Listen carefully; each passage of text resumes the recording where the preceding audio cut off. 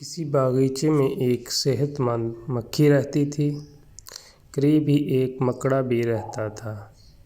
वो इस मकड़े के जाल वाले घर के पास से रोज़ गुजरती, लेकिन कभी जाल में ना फंसती। मकड़ा बहुत दिनों से इस मक्खी पर नज़रें लगाए बैठा था। वो नए नए अंदाज से जाल लगाता, लेकिन मक्खी जाल के करीब भी ना आती। एक दिन मक्खी मकड़े के पास से गुजरी तो मकड़ा बोला, भी मक्खी, तुम्हारा इस रास्ते से रोज़ गुज़र होता है, लेकिन कभी तुम भूल कर भी मेरे घर नहीं आई। आखिरकार तुम्हारा पड़ोसी हूँ, कोई गैर तो नहीं हूँ।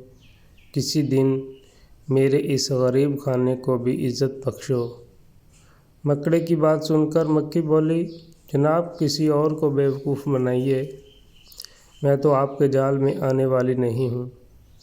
जो भी आपकी सीढ़ी पर चढ़ा, फिर कभी नहीं उतरा।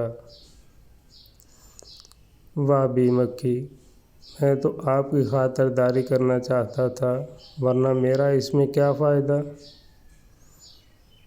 अगर थोड़ी देर मेरे घर में ठहर जाओगी तो इसमें बुरा क्या है, मकड़े ने बुरा मनाते हुए कहा। अगरचे मेरा ये घर बाहर से छोटी सी झोंपड़ी की तरह लगता है, मगर अंदर से बहुत खूबसूरत है और यहाँ तुम्हारे देखने की बहुत सी चीज़ें हैं। दरवाज़ों पर बारीक पर्दे हैं, दीवारों पर आईने हैं और मेहमानों के आराम के लिए नरम बिस्तर हैं। मकड़े ने एक बार फिर कोशिश की, ये सब कुछ ठीक है, लेकिन मैं तुम्हारे घर आऊँ ये उम्मीद न रखना। तुम्हारे नरम बिस्तरों से अल्लाह बचाए, जो इन पर एक बार सोया फिर कभी उठ न सका। मक्खी ने साफ इनकार करते हुए कहा। मक्खी की बात सुनकर मकड़ा सोचने लगा कि इस मक्खी को किस तरह फांसूं, ये तो बहुत ही चालाक है। फिर मकड़े के जहन में एक तरकीब आई। उसने सोचा कि खुशामद ही इसका एक ऐसा रास्ता है जिसके ज़रिए से झूठी तारीफ़ें करके लोगों को बेवकूफ़ बनाकर अपना काम निकलवाया जा सकता है। ये सोचकर मकड़े ने मक्खी से कहा, अल्लाह ने आपको बड़ा रुतबा दिया है।